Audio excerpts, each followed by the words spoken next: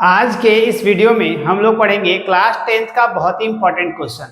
इस क्वेश्चन को हमेशा 3 नंबर में क्वेश्चन में पूछा जाता है। तो क्वेश्चन क्या है, दर्शाइए कि 3√2 एक अपरिमेय संख्या है। इस तरह का क्वेश्चन से हम लोग वाकिफ हैं, क्योंकि इस तरह का क्वेश्चन जो है हम लोग पिछले इस वीडियोस में किए हुए हैं। ठीक है, तो क्वेश्चन है 3√2 एक अपरिमेय संख्या है। तो इसको बनाने का जो प्रोसेस तरीका है वो सेम टू सेम रहने वाला है, कुछ अलग नहीं होने वाला है। तो जो क्वेश्चन दिया होता है कि 3√2 एक अपरिमेय संख्या है, उसके हम लोग अपोजिट लेते हैं, उल्टा लेते हैं कि माना 3√2 एक परिमेय संख्या है। जो क्वेश्चन दिया था कि अपरिमेय संख्या है, उसको हम लोग मान लिए कि अब ये परिमेय संख्या है। और इस परिमेय संख्या को हम लोग गलत साबित कर देंगे कि ये जो हम लोग माने हैं 3√2 एक परिमेय संख्या नहीं होगा, तो ऑलरेडी ये क्या हो जाएगा, अपरिमेय संख्या हो जाएगा। तो इसको हम लोग गलत साबित करेंगे। कैसे साबित करेंगे, तो यहाँ से जब ये 3√2 एक अपरिमेय संख्या है, तो अपरिमेय संख्या को हम लोग P/Q के फॉर्म में रिप्रेजेंट करते हैं कि नहीं, P/Q के फॉर्म में रिप्रेजेंट करते हैं। और Q जो होगा कभी भी 0 नहीं होता है, हर जो होता है वो कभी भी 0 नहीं होगा, है ना। तो ये हो गया परिमेय संख्या। तो परिमेय संख्या का डिफिनेशन आप लोगों को स्टार्टिंग क्लासेस में भी आप लोगों को करवाया गया है।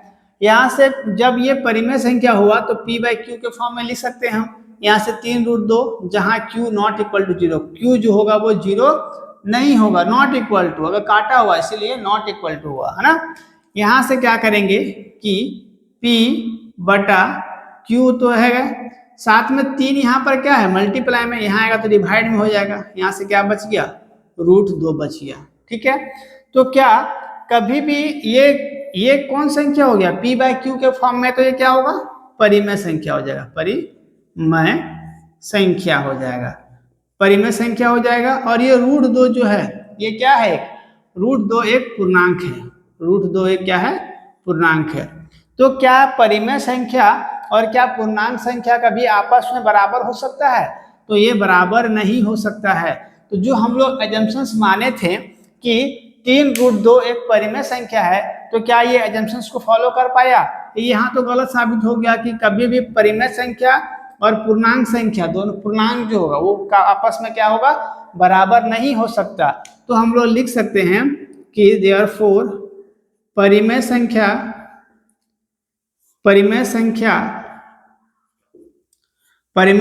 और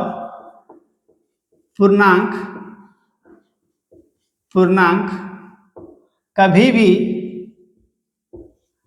भी समान नहीं हो सकते,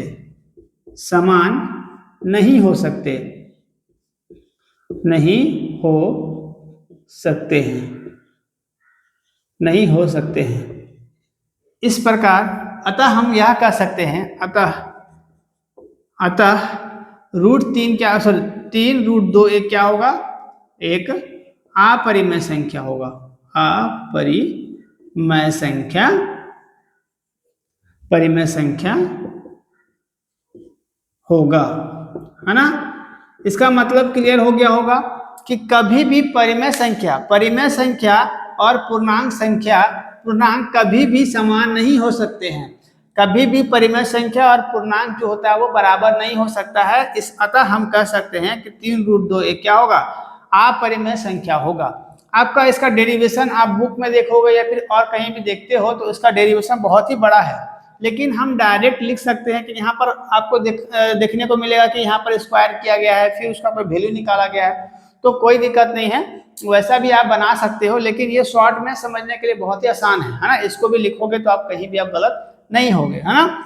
तो इस तरह से लेकिन आपको बनाना होगा कि सबसे पहले मानना होगा 3√2 एक परिमेय संख्या है, और उस एजम्पशंस को जो हम लोग परिमेय संख्या माने हैं उसको हमको गलत साबित करना होगा। ठीक है, गलत साबित करने के बाद हम इसको लिख सकते हैं कि 3√2 जो होगा एक अपरिमेय संख्या होगा, है ना। आई होप ये आपको समझ में आया होगा।